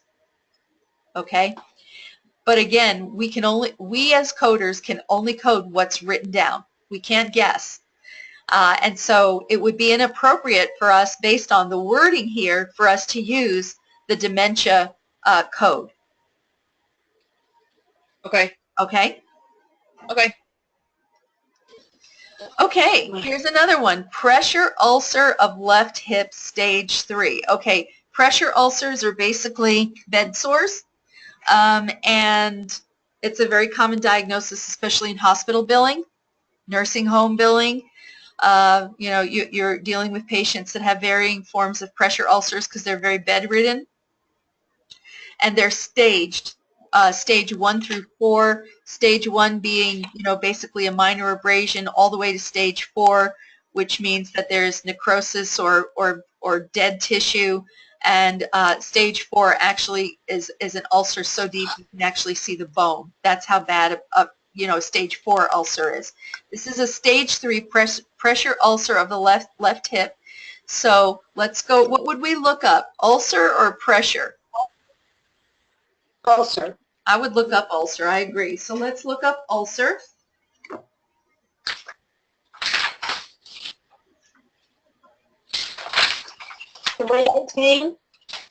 What number? 318. 318? 318. Okay, got it. Okay, ulcer. No, it's not. It's 317. I'm No, sorry. it's not. Forget me. I was too far. Okay, so It's actually it's 318, ulcerating, blah, blah, blah. Okay. No, it's 318 because you have to go down to stage 3. okay. Right, so it's pressure, okay, area. You've got hip 89.2, so you could go there, or you could go stage 3, hip L 89.2, okay? And so let's go to L 89.2. It's going to be page 689.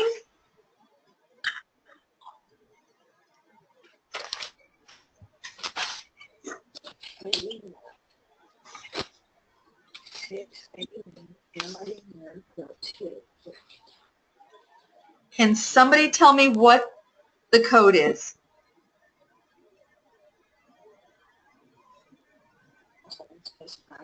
No. Left hip. No.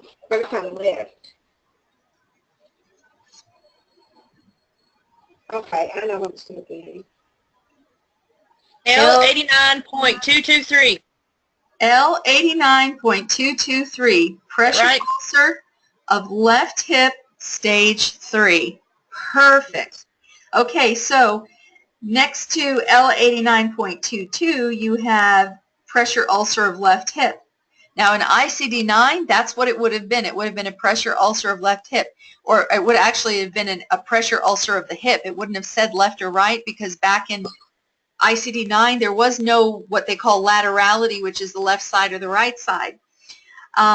You'll notice that when we're dealing with laterality, which is meaning the right side or the left side, if you go to L89.21, the number 1 most of the time denotes the right side of the body, and the number 2 denotes the left side of the body. So L89.22 denotes the left hip, okay, and then you go to the stage L89.223. There's no box next to it, so you've reached the highest level of specificity. Okay? Put an X in. I'm sorry? Then you have to put an X at the end to make our 7th digit. Nope. Nope. It doesn't tell you that you have to go to the 7th digit. It only tells you under L89.22, it says the checkbox says the 6th digit. So you go down to the 6th. This is the 6-digit code, L89.223. The period is not a digit, okay? So the period just separates the family name from the rest of it. So we're at 6 digits. It tells us that the L89.22 code has to go to the 6th digit. We're there. There's no box next to L89.223. So we're at the end of the line, and that is the highest level of specificity. Okay? Okay. Let's do one more together. Concussion with loss of consciousness. 30 minutes initial encounter.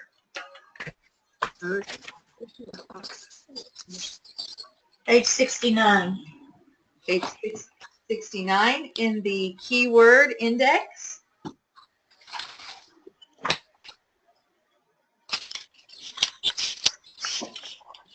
Give everybody time to get there.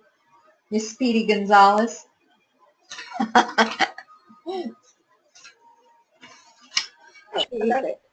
Page 69, okay.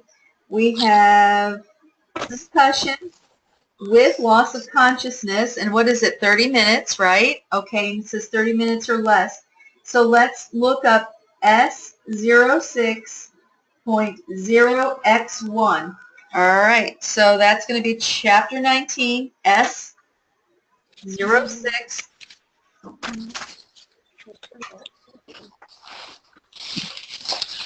Page 895. 895.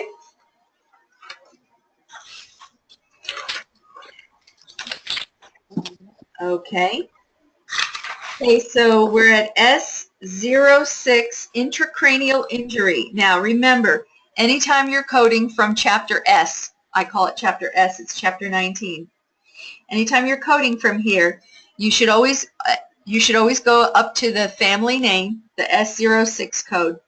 Look underneath the family name and look for any additional coding rules. It says here, code also any associated open wound of head or skull fracture. Now, with this particular exercise, we're not going to do that because it's not in the op note. There's nothing in the op note that indicates a skull fracture, so or open wound of the head. So we don't code it unless it's in the op note. But it does say to do that, which would mean that, again, as a biller, where I'm gonna make my money and I'm gonna make my doctor money is I know that I'm supposed to also code a skull fracture or a type of skull fracture. I would query the doctor back to see if there indeed was a skull fracture that caused the concussion, okay? But with that said, under the S06 intracranial injury, the pink box says that the appropriate 7th character is to be added to each code from category S06. A, D, or S, initial, subsequent, or sequela. So this says, in the op note, it says 30 minutes initial encounter. So we're at S06, 0X1, concussion with loss of consciousness, 30 minutes or less. Now, and it tells you next to the code, you have to go to the 7th digit, right? Okay. Yes. So it's the initial encounter. What is that 7th digit extension going to be? A. A. So it's going to be, because the code itself is a 6-digit code, we don't do a placeholder. All we have to do is add the A to the end, and it would be S06.0X1A. Okay. Let's do, I'm going to have you work on 7, 8, and 9 on your own. It'll be like 10 minutes. Okay, when you're finished, go ahead and let me know that you're finished in the chat, and then we'll go over the answers together. Okay, and honestly, don't be afraid to get it wrong. If you didn't get it wrong, or if you're having trouble, if you're not quick enough, don't worry about it. Practice makes perfect. The more you do of these, the better you'll get. So go ahead and let's do 7, 8, 9. You'll have 10 minutes to work on them. The rest of them that are in your workbook will be homework for you. So you have 25 of them to do, and you can work on them as homework. And of course, if at any time when you're doing your homework you don't understand or you get stuck, just put it aside. You can email me, and then I'll get with you and we can go over them together.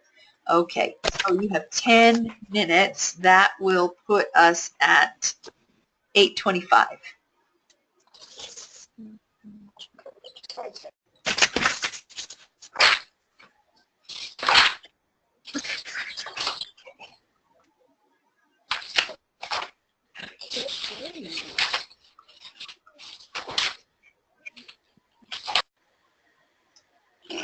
All right, now that we've done our exercises under the ICD-10 section on page 30, 31, and 32, we're going to move to Chapter 5 on CPT coding and HCPC coding. And so what we're going to talk about for until the first part of our webinar is over is really what are CPT codes and what are HCPC codes. ICD codes represent the diagnosis. In other words, what was the patient's condition, okay? The CPT and the HCPC codes are the codes that describe procedures that are done to either alleviate a patient's symptoms or a surgery or of some kind. It's a procedural terminology. The physician's CPT book, and CPT stands for Current Procedural Terminology, is an outline of terms and codes used by physicians for their services. This system contains several avenues for classifying procedures that are also unusual to the physician. And every procedure basically has a code. And some codes are not going to be super specific, but there is going to be a code for a procedure. And so basically you have the several different categories of CPT codes. The first one is the Level 1 National Code. All right, now at the very top of your book here it says HCPC's National Codes, categories of codes. HCPCS stands for Healthcare Common Physician Coding Services, okay? And you did not have to buy a HCPC coding book, all right, because we'll be dealing mainly with CPT. But the CPT book is this one, okay? This is the CPT coding book. And I work out of the professional edition, but the standard edition is fine. But there is also a HCPC coding book. And the HCPC coding book is a little bit smaller. It looks like this. You do not have to buy this book. Basically, the difference between the HCPC and the CPT book is that the CPT book refers to procedures, surgical procedures, medicine procedures, and so on and so forth. The HCPC book mostly refers to supplies, and that's going to be your wheelchairs and your taping supplies and your braces and your orthotics and all of that. Those are going to be your, and also your drug categories like the injections and things like that are going to be under the HCPC portion of the code book. The Level 1 national codes are called CPT, and those are Category 1, represent physician services. The CPT code book, all right, which again is this code book here, was created by the AMA, all right, and is maintained by the AMA. So the AMA is the American Medical Association. They're the ones that make updates to the code books. They're the ones that consider new codes for inclusion into CPT, and so on and so forth. Then you have, under the Level 1 national codes, you have Category 1, 2, and 3. Category 2 codes are performance measurements. I'll explain performance measurements in more detail when we go into the CPT coding workshop portion of this certificate class. These are basically codes that are built to evaluate a doctor's performance within a certain procedure. And it goes to the way the doctor gets reimbursed. And I won't say any more about it now because it is just too complicated at this point to discuss. Then you have the CPT emerging technology codes, or the Category 3 codes. So let me just give you a little bit of a timeline of a CPT code. Here's what happens. If a new procedure is developed, whether it's a new surgical procedure or a new innovation in technology, the first thing that has to happen is the technology that is being used to do the procedure, and the procedure itself has to be evaluated by the FDA, which is the Food and Drug Administration. The Food and Drug Administration will do clinical trials. They will do issue a Category 3 emerging technology code so that the code can be billed. It will probably not get reimbursed, but it will be used to track results and statistics of this emerging technology. Okay, these codes will help the AMA decide whether that code or that service, that technology will ever be elevated to a Category 1 physician service. The timeline from the time a Category 3 CPT code is awarded to a new piece of technology or to a new procedure to the inclusion of a Category 1 code is about 5 years. It takes about 5 years for a code that is introduced into CPT to be issued a Category 1 code, if ever, okay? But generally the average is about 5 years. Some are a little quicker than that, just depending on how quickly it can go through the FDA approval or clearing process and so on and so forth. But for the purposes of our class and the purposes of this particular proficiency certificate course, we're going to be dealing with Category 1 codes and maybe a few of the performance measurement codes, but mainly Category 1. We'll actually spend more time on the performance measurement codes in the billing portion of it. Then we have the Level 2 HCPC national codes. And basically, the HCPC codes, again, represent the supplies, DME, which stands for durable medical equipment, and so on and so forth. Now, CPT is a systematic listing of procedures and services performed by physicians and other healthcare professionals. The use of codes will assume performance or supervision by a physician.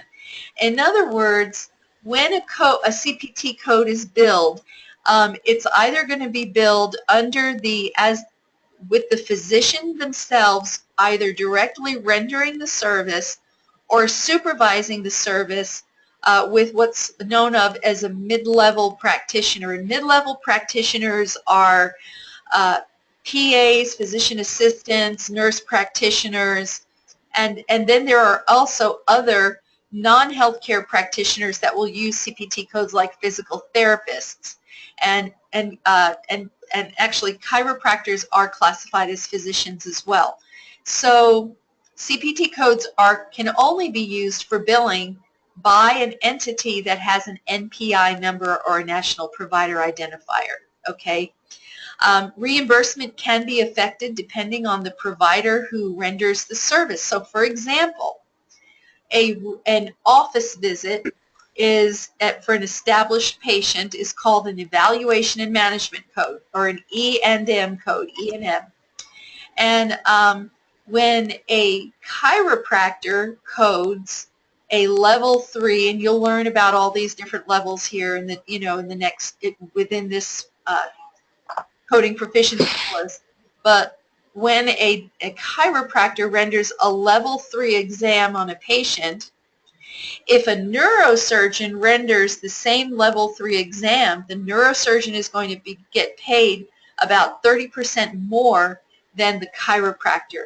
And that has to do with the level of expertise and the level of specialty of that medical specialist. So codes can actually be reimbursed. The same codes are used, but can be reimbursed differently depending on the medical specialty that is rendering the service.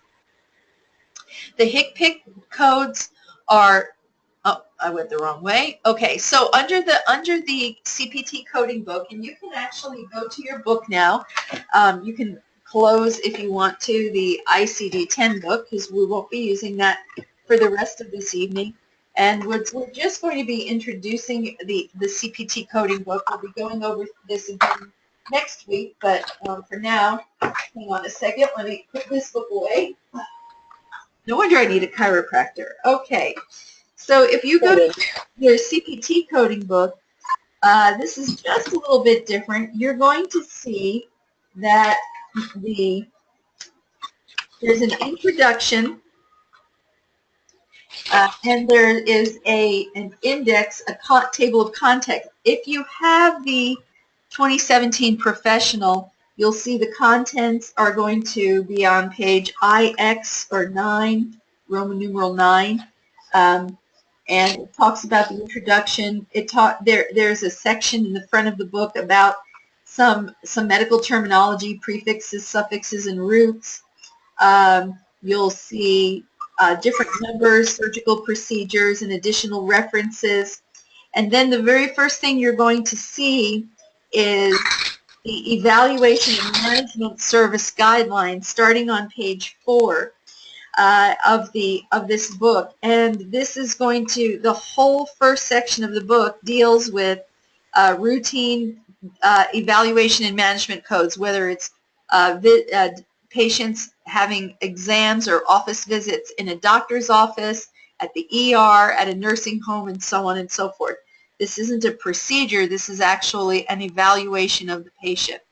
And so we'll be spending quite a bit of time in this chapter reviewing the rules and guidelines for how to choose the correct evaluation and management service codes. These are codes 99201 through 99499. Okay.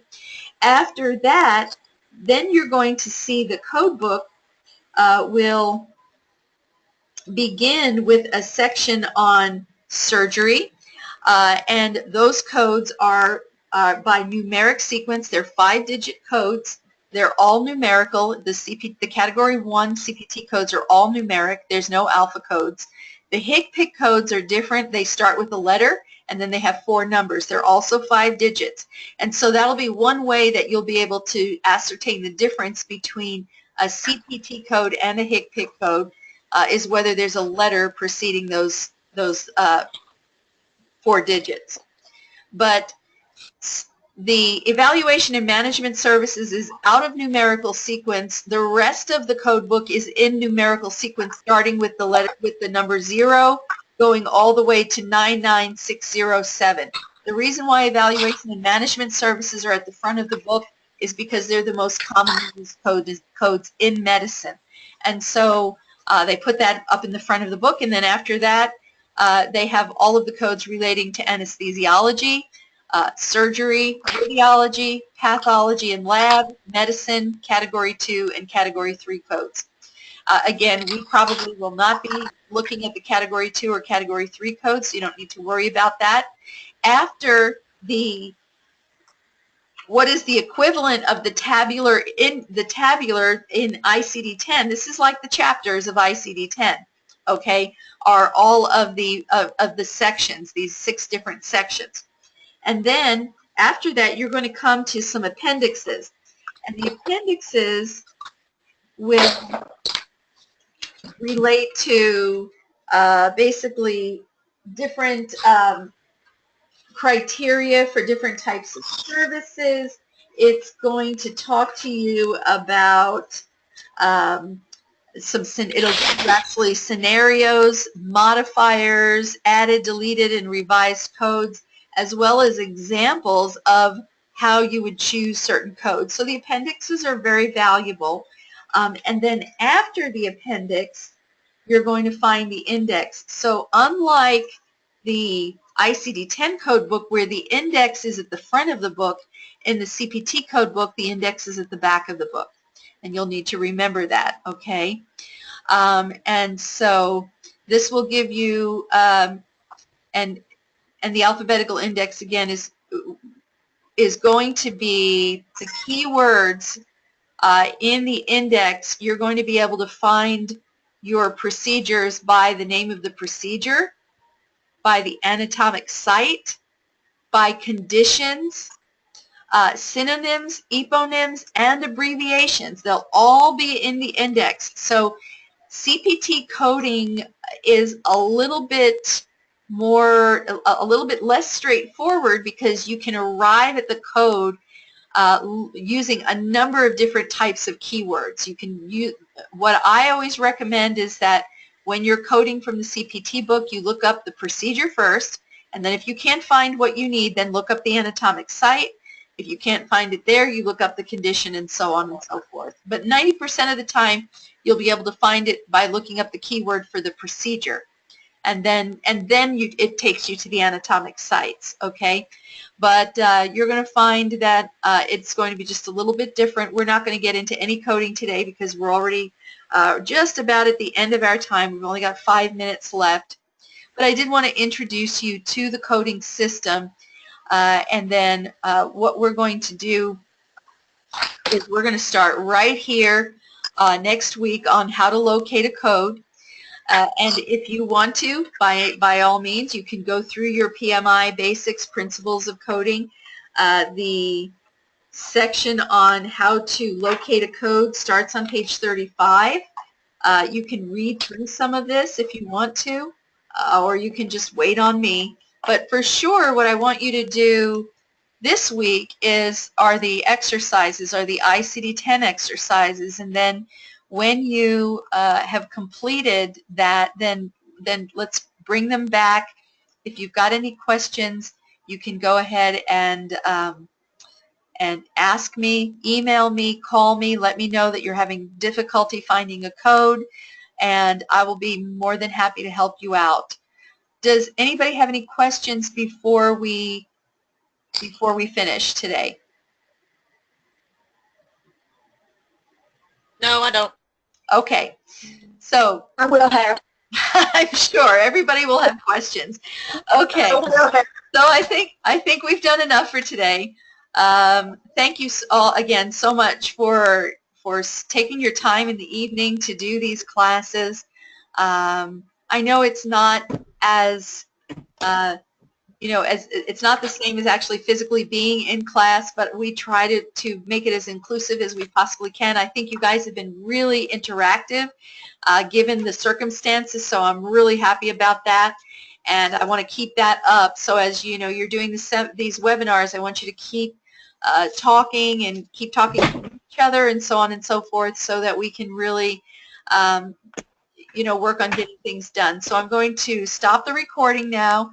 Again, we will come back with part 2, do a review of what the CPT codes are, and then we'll get right into the coding in our second 6 hour, this second part of our 6-hour class.